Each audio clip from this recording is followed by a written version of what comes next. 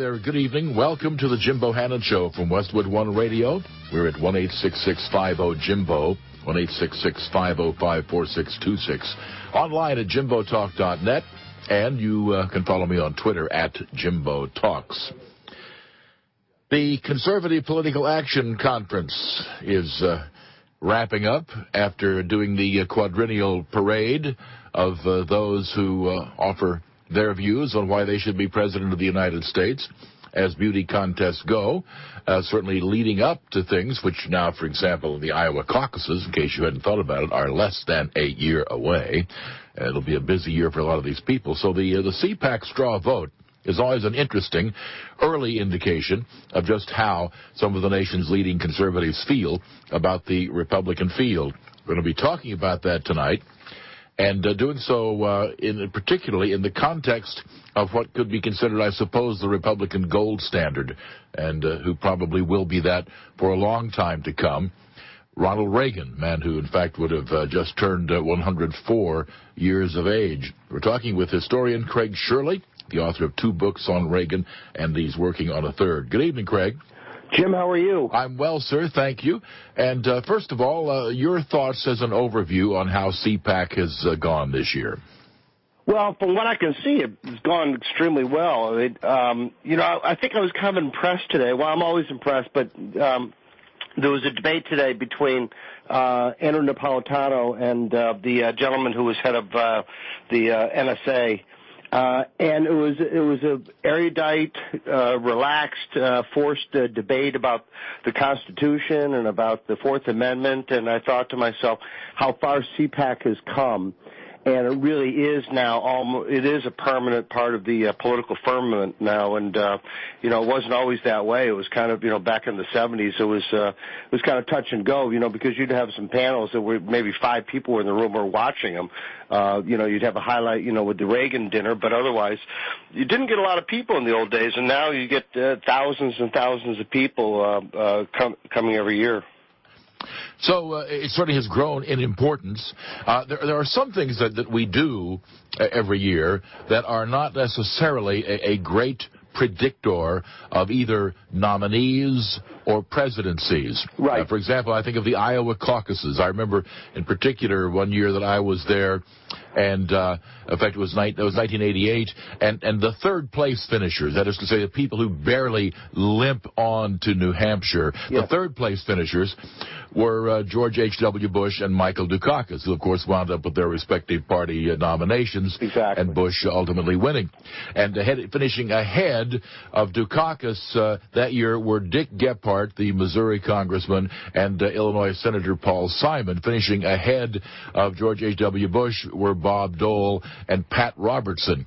Right. So as predictors of, for example, who becomes president, and even sometimes who wins nominations, the Iowa caucuses, an interesting little experiment, but they aren't very good as a predictor. Now, the straw poll at CPAC, how good has it been? Not very good. Over the past several years, Rand Paul has won it, Ron Paul has won it, one year George Allen won it. So as a predictor, I don't think George Bush ever won it. I think Pat Buchanan beat him in 92. I think that the only time it was an accurate predictor was when it picked Ronald Reagan in 1976 and 1980 and 1984. So as a predictor of who the nominee is, and then you go back to the old days, Jack Kemp, and but I don't think it ever picked Bob Dole or John McCain or any of the recent nominees of the party. Well, it's always been reflective to a great extent of the insurgent, the conservative wings, yes, plural, of the Republican Party, and there are several which we'll talk about here in a moment. But it certainly, for example, this time around, there's no Mitt Romney to kick around this year, but there certainly is Jeb Bush and Chris Christie. I think it would be safe to say that neither has exactly captured the hearts and minds of CPAC. No, I think you're absolutely right. Now, apparently Governor Bush did bus in a number of supporters today, so that he got a better reception than was expected. But apparently they brought in a bunch of supporters from K Street and around Washington. Lobbyists, for those who don't know what Craig is talking about. I beg your pardon? I said lobbyists is what lobbyists. Craig is talking about, for those who don't know Washington. Yes, exactly. Translation meaning lobbyists. Yes, exactly. So they came in, and so it made Jeb Bush's appearance seem more favorable than it really, I think it'll end up being in the straw poll. But again, the straw poll is not a predictor. It hasn't been, at least recently, of who the nominee is going to be. But I do suspect that a lot of people are going to come out of this, enhanced because of its prominence now in the political debate. Indeed, and we'll take a look at a few of those in a moment. But we can just to sweep the establishment folks aside early before we get down to the meat of the matter. It seemed to me that.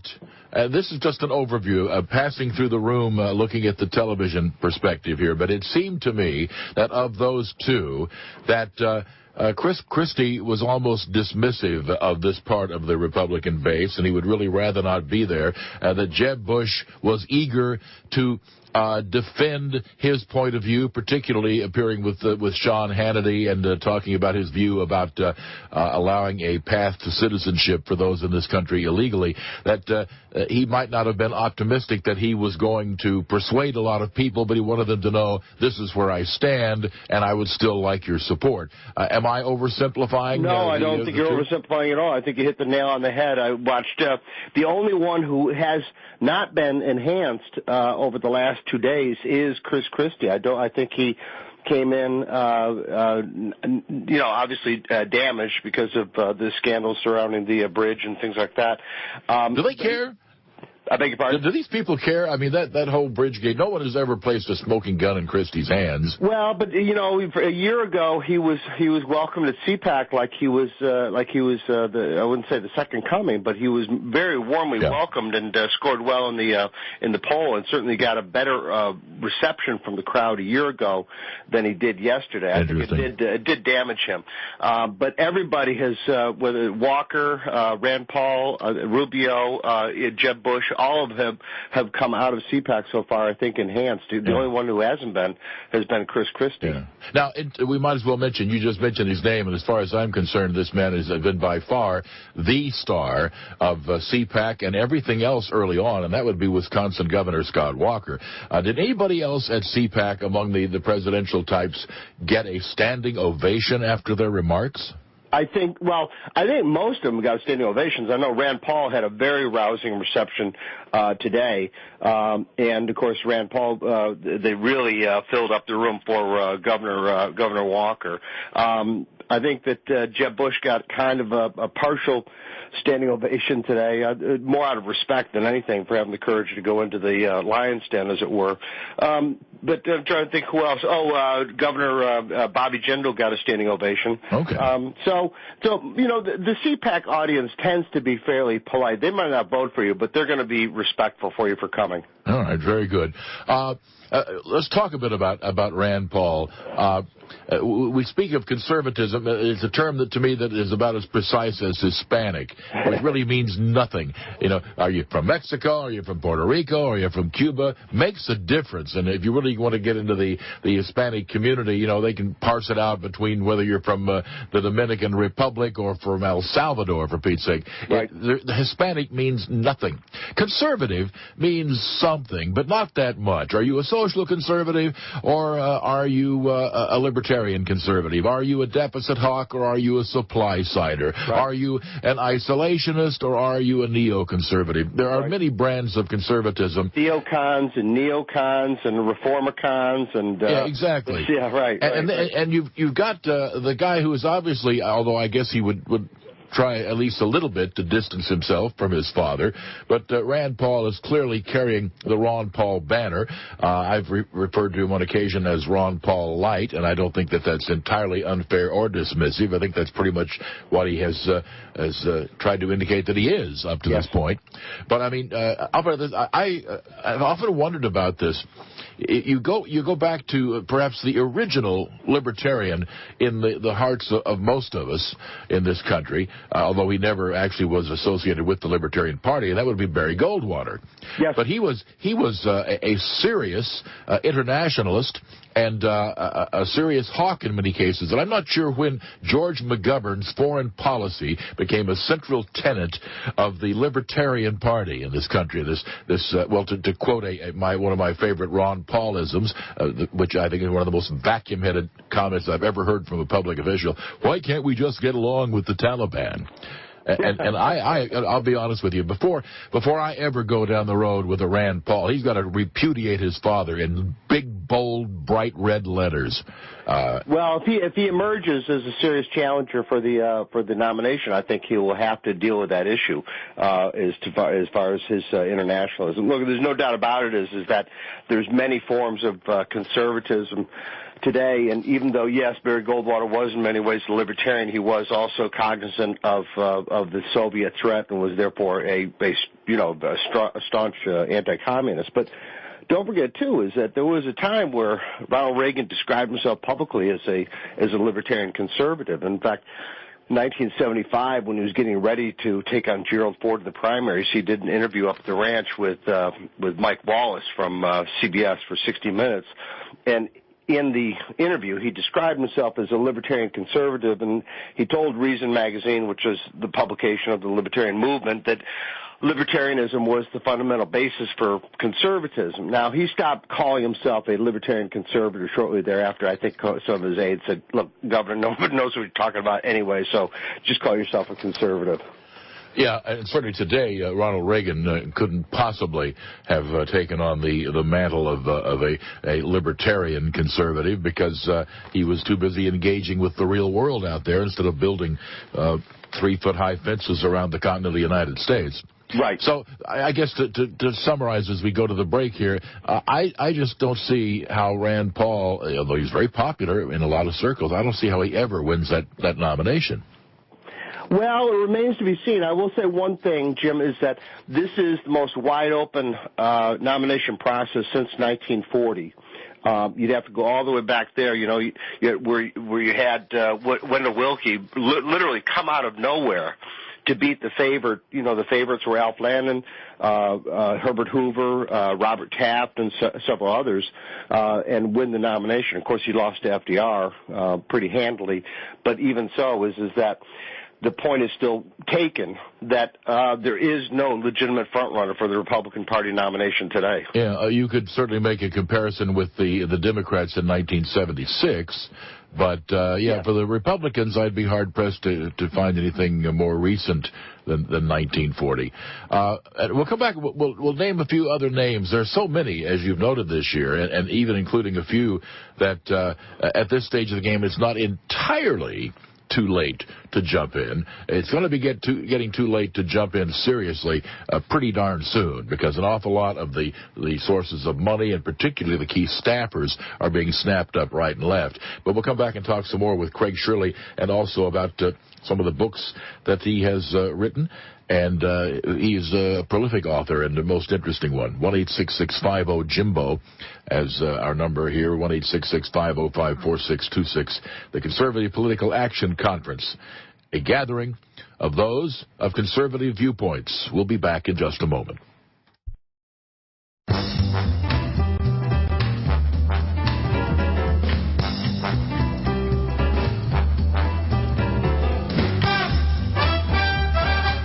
Welcome back to the Jim Bohannon Show at 1-866-50-JIMBO, 1-866-505-4626. The initial rumblings were being felt out there, and the people who are the movers and shakers are making their move. They're doing what it is that they feel is necessary to get their people in place to be positioned to go on and begin the process of the formal Republican nomination at the Iowa caucuses less than a year from now. Craig Shirley, our guest, author of 2 books on Ronald Reagan, working on a 3rd. In regard to the Scott Walker reaction, pretty positive, was it not? Oh, I would say it was A minus. is that the room was filled. He was received with many rounds of applause, and then got a sustained standing ovation at the end, of course. And then, of course, the chanting, "Run, Scout, run," which is a good indicator of the enthusiasm of the crowd. So I would say yes. I would say that he probably is so far has been the most warmly received at CPAC. Yeah. We'll just name a few other names. Bobby Jindal, who has, of course, always, I think, had the rap on him. Good man, lacks charisma. Well, this is a mystery to me because he was very, he was the flavor of the month for the conservative movement for a long time. He did a lot of interesting things as governor of Louisiana, a lot of successful things in terms of Medicare and Medicaid, in terms of vouchers and charter schools and things like that. But he just hasn't caught fire nationally, and I can't figure out why. Because he's right on all the issues. He's attractive. He's articulate. He's intelligent. But he just hasn't caught fire nationally, and I can't figure out why. But there's still time for him. But it's still that's one that kind of eludes me. Yeah. Marco Rubio, the senator from Florida. Yeah, he was well received also. I think he's hamstrung by his position on immigration because he's essentially an open borders guy. Although that's probably a little bit too much of a liberal, interpretation of his position. It's more nuanced than that, but that's how he's perceived. Does that therefore disqualify Jeb Bush? It hurts him. Bush has got a lot of things going against him. He's got, his brothers and his father's legacy. His position on Common Core, which is antithetical now to the conservative position. His position on immigration. And also, interestingly enough, Jim, is that, there's no cultural connection that he has with the base of the Republican Party. Reagan had the ranch. Bush had the ranch. Bush Sr., had kind of somewhat of the war hero, World War II and all that. So they all had some type of cultural connection that they could make and break through just the politics and just through the positions and things like that. But Jeb Bush has no, they know him, he's a politician from Florida, and his last name is Bush, and so that's not very good for him. 1-866-50-JIMBO, our number, 1-866-505-4626. Ted Cruz. Ted Cruz, I should have mentioned, was probably the second only to Scott Walker as far as his reaction at CPAC. He touched all the right buttons and told the right bases and really went after Obama very hard. I saw a poll from Texas that I found most intriguing, and it showed, as you would expect, a huge amount of support for Senator Cruz, the home state guy, but way back in the pack was Rick Perry. Yeah, I saw that. The governor, former governor, but recent former governor of Texas. Boy, if you don't score well in your home state like that, especially a big state like Texas, tell us about Rick Perry. Well, I mean, that's the same problem that Chris Christie has in New Jersey, and it's also the same problem that Bobby Jindal has in Louisiana. They're not scoring very well in their home states. As far as Rick Perry goes, he was a successful governor. There were no scandals. That he, left a good surplus and cut taxes and did all those other things. But, sometimes it is just familiarity breeds contempt, and it might be in this situation. Reagan, when he left office in 74, there were some Republicans out in California who were happy to see him go. That's true. A lot of people forget that Reagan, and I certainly want to return to Reagan in a second here, but we look now upon Reagan, the Gipper, the two-term president, the landslide winner, even in his first race.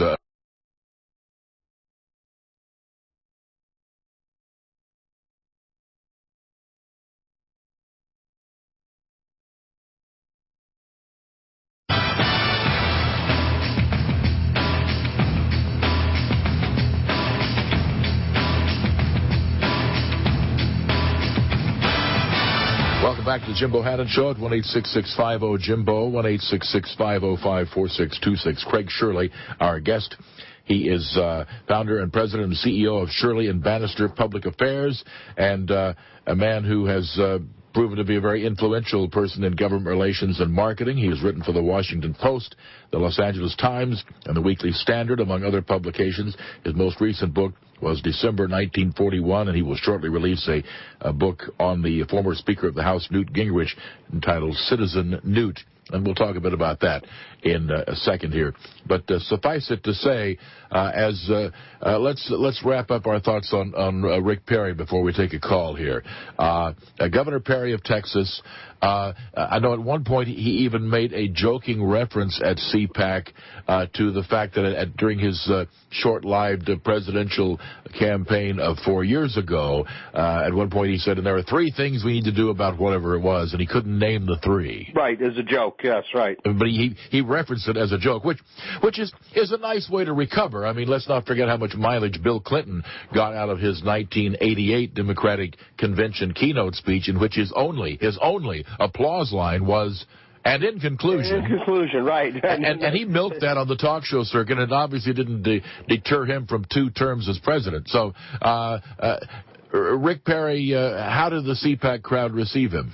As with the others, he was warmly received. Whether or not he gets anything out of this, I mean, it's going to be enhanced, but whether or not it's long-lasting or it's deep, I think remains to be seen. Again, it's one of those things where I think that he may have been damaged more than we realize.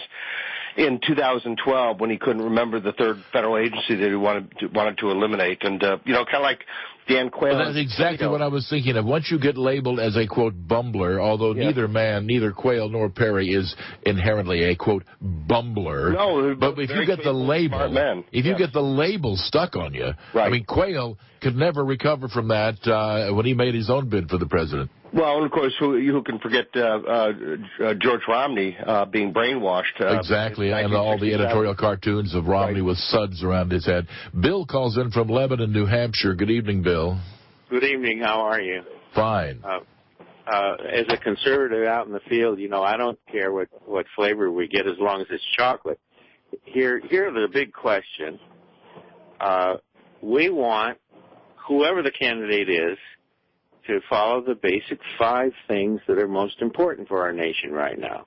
Securing the borders, follow the Constitution, enforce the laws that are written the way they are, preserve the separation of powers, take care of our old, take care of our own, and protect the nation. Now, who's going to step forward and be able to say those things, and this is what I'm for, and we'll all get behind him? Well, there are no all in the country. Unfortunately, we're such a divided people, and even the conservative movement is such a divided movement that there is no all involved here. It would be a plurality at best that we could hope for. But of those particular things on Bill's list, and I can't quibble with any of them except the notion that everybody or even every conservative necessarily goes down that line. But Craig, your thoughts about Bill's shopping list for the next president? Well, I think that everybody that we've discussed tonight has a fundamental agreement with the 5 points that Bill outlined. I really think 2016, I think, is going to be one of the most important elections of our lifetime because we may be going through a dialectic, a change in the dialectic of political campaigns, and that we're leaving a Reagan era and going into a more activist government era. It's really going to, in many ways, be a referendum on Obama.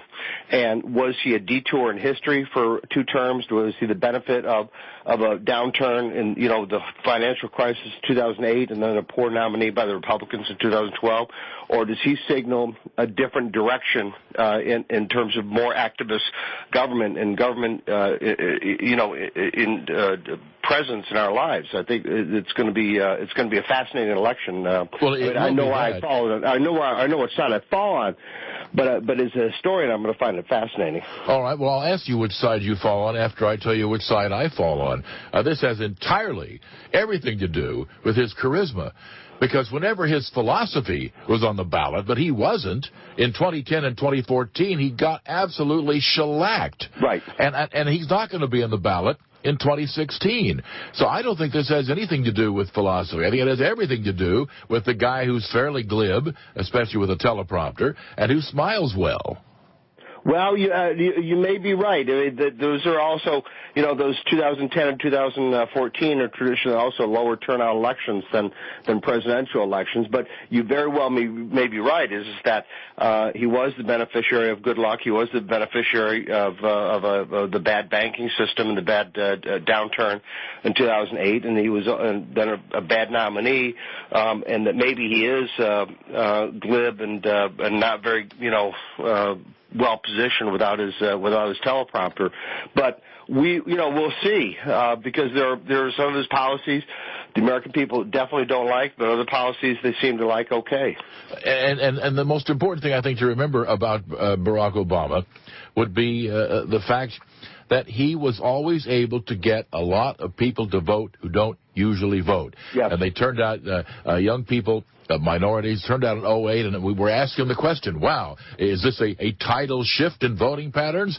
Not so in 2010. Well, he was back on the ballot in 2012 and did well in those groups. Certainly not so in 2014, where the indication was that not that a substantial portion of the previously non-voting electorate was prepared to come out and vote for a given set of principles. No, they were prepared to come out and vote for the name Barack Obama. Although there were some interesting dynamics in that election which really haven't been discussed much. Like, for instance, African-American males under 30 years of age by 20% voted for Obama, voted for Mitt Romney, which is actually an astonishing number for a Republican to get that so high with the African-American community.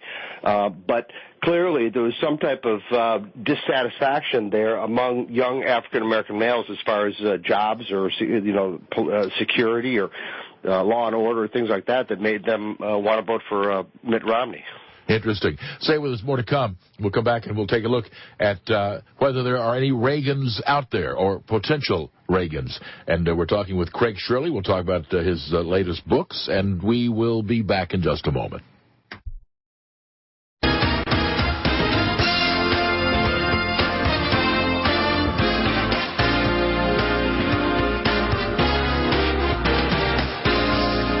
Welcome back to the Jim Bohannon Show as we talk with Craig Shirley. He's written a couple of books about Ronald Reagan, working on a third, and we are talking about the CPAC convention. Are Republicans still looking for the next Ronald Reagan? You mentioned that this may be the point at which the memory dims a little bit. After all, let's face it, Reagan hasn't been in office now for 27 years, I guess, something like that. 1989, 26 years. 26 years, yeah. Not yet, but he is, the people around George Washington, around his library, have been worried for a number of years that he has become so iconic and such a godlike figure that people don't understand that this was a real man who suffered many defeats in his life, along with his victories, and had many trials and tribulations and failures and setbacks, and that they're losing. The American people are losing the essence of the man, and I think that we have to be careful and that we don't lose the essence of Ronald Reagan. As I've said to people before, is that Ronald Reagan was not Ronald Reagan before Ronald Reagan was Ronald Reagan. And and by that I mean is that, as you pointed out, Jim, is that he tried in 1968 and failed. He tried in 1976 and failed. He left office in 74. He was successful and he was popular, but people were ready to see him go too. He didn't try for a third term as governor of California, although he could have. His movie career petered out because of World War II, and then his General Electric career petered out because of politics, and he was a failure as a showman and in Las Vegas. So he had a lot of trials and tribulations and a lot of failures in his life before he was president. And even then, in his 2 terms, they were not uneventful 2 terms. There were a lot of setbacks. There was Iran-Contra. There was the aid to the Contras, which sometimes Congress voted for, with Reagan for aid to the Contras. Sometimes they voted against. He had a lot of Reykjavik. So he did not have this glistening fanciful life in which he just flitted from one success to another. He had to work very, very hard for his successes, but also suffered a lot of grievous defeats. Yeah. And again, it is important that we remember, as you say, that Reagan wasn't Reagan at the time. And as we take a call here, I would note one other thing. Tried and failed for the presidency in 68, tried and failed for the presidency in 76, and got off in his third time and presumably last real shot, promptly loses Iowa to George H.W. Bush. How many political obituaries were written that year? That night, Tom Pettit of NBC, the night of the Iowa caucuses, went on national television and said, "We have just witnessed the political funeral of Ronald Reagan." They proclaimed it over, and I will tell you is that in 1980, the New Hampshire primary came 5 weeks after the Iowa caucuses, giving Reagan time to recover. If it had happened the way it does now, which the New Hampshire primary comes 1 week after Iowa, Reagan never would have recovered, and Bush would have won, and Bush would have gone on to be the nominee. Let's talk to Robert in Winchester, Virginia. Good evening, Robert. Good evening, gentlemen. I would like to hear your thoughts on voter ID and how that might relate to voter fraud. Thank you. Sure. Well, I can give you an overview. What I can tell you is there are examples of voter fraud that have occurred out there, and the whole notion that if you want to be careful about who votes, that it's somehow aimed at minorities, is such a lying crock of fecal matter. That's my take. You cannot buy in Virginia now, in the Commonwealth of Virginia, you cannot buy cough syrup without showing photo ID. Exactly. Everybody's got a photo ID. Everybody. Right. Everybody does. This is a guy's. I feel very strongly about this. Is that voter ID? Is that if we destroy the integrity of the ballot box, then we destroy the integrity of our government. Well, I'm with you, exactly. So, Robert, I guess you can put us down as undecided. Fair enough. It is a crock. And, there are people out there who are mistaken on issues, and then there are people out there who know it's a crock. Yes. And there are a lot of people on the left who are liars because they know this is nonsense. And the only way that you can justify the notion of let anybody vote is that you are pretty sure that more people who agree with you are going to be casting illegal and unqualified ballots than people who vote against you. And that is what a lot of people on the left feel, and probably correctly. There can be no reason for unrestricted voting other than to commit voter fraud. That's the only reason to do it. Yeah, and let's not forget one other thing, too, as we take a break here, and that would be that there are places in the country where people are openly suggesting that non-citizens vote. That has been an effort that has been put forward. There have been efforts in local elections around the country that non-citizens should have the right to vote. At least they're open about it.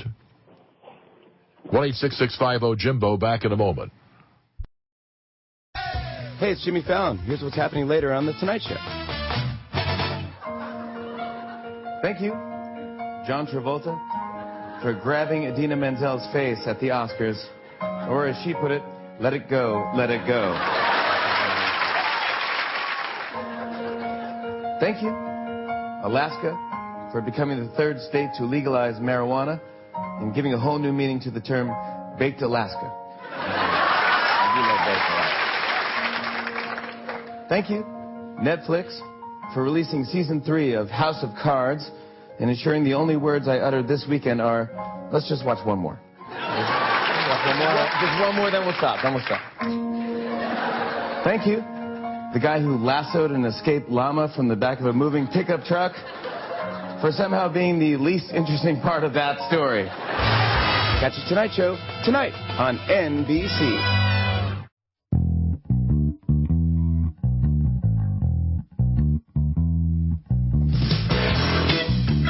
Welcome back to the Jim Bohannon Show. We're talking with Craig Shirley. He is a man who is always keenly tuned in to the nuances of American politics in general and conservative politics in particular. We have a call from Gil, who says he's in the southern Philippines. Are you listening on the Internet? Yes, I am. Very good. Well, thanks for joining us. Okay, What's on your mind? There's a certain constituency, me being among them, who would vote for anybody running against Hillary Clinton. And I wonder if they take that into account when they pick a candidate, that, the one who can join the most constituencies together to get the requisite number of electoral votes. Interesting thought. That probably would include the vast majority of Republicans. Some candidates are capable of some crossover, but I don't think Hillary Clinton, whatever else she brings to the table in 2016, I don't think she's going to get a lot of Republican votes. No, she's not going to get a lot of Republican votes, but don't forget, too, is that the Democratic nomination process is still a year away, and I'm not so sure that she is going to be the nominee of the Democratic Party. I know that sounds a little bit harebrained. You're the second person in a row I've had say the very same thing tonight. I still find it hard to believe she can be derailed despite gaffes like this foundation and, of course, the lingering thoughts among progressives that she has too many ties to Wall Street. In non-incumbent years, over the past 50, 60 years, the Democratic Party only one time is nominated as front-runner, and that was in 84. It was Walter Mondale. He almost lost to Gary Hart, but Jimmy Carter was not the front-runner. George McGovern was not the front-runner. John Kennedy was not the front-runner. Bill Clinton was not the front-runner. Michael Dukakis was not the front-runner, as we pointed out earlier. All right. Well, go ahead. Yeah, so the history of the Democratic Party speaks differently than a nominee like Hillary Clinton. On the other side, too, is that what the caller sounded like what he was arguing was that everybody would be unified behind against Hillary Clinton, and I'm not so sure that that's true either. Is that something on the order of 4 million conservatives did not vote for Mitt Romney because they perceived him to be too moderate and too much a member of the establishment. And we'd all like to thank them for Obama's second term. Right. But the people are less tethered today to the Republican Party than they were 20 or 30 years ago. The only quibble I would have with that would be that certainly once any votes at all were cast in 1960, John Kennedy was the front runner.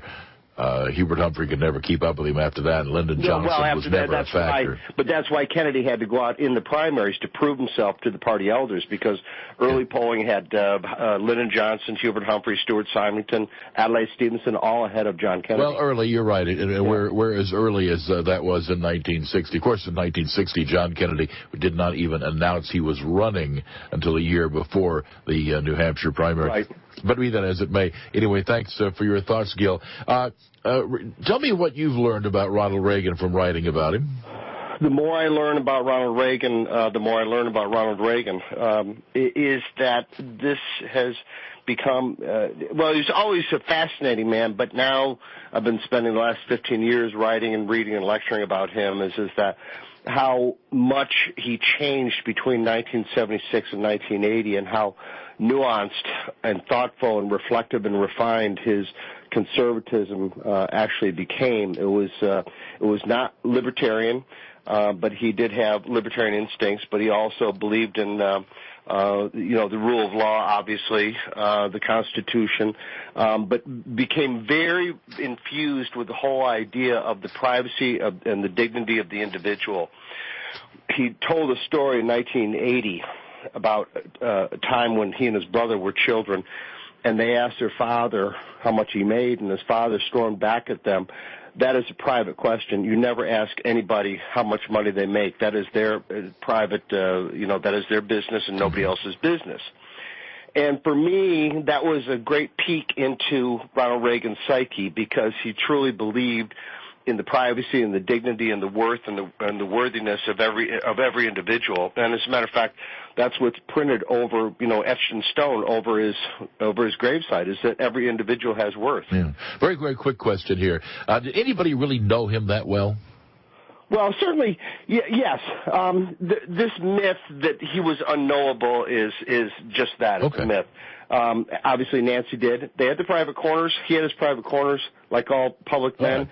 Fair enough. Well, that was what I meant by really briefly. Stay on the line. We'll speak off air. Again, Craig Shirley, our guest, and he is the founder and president of Shirley and Bannister Public Affairs in the nation's capital, as we have looked at CPAC, and we'll wait and see how that straw poll turns out there. I'm Jim Bohannon, and this is Westwood One.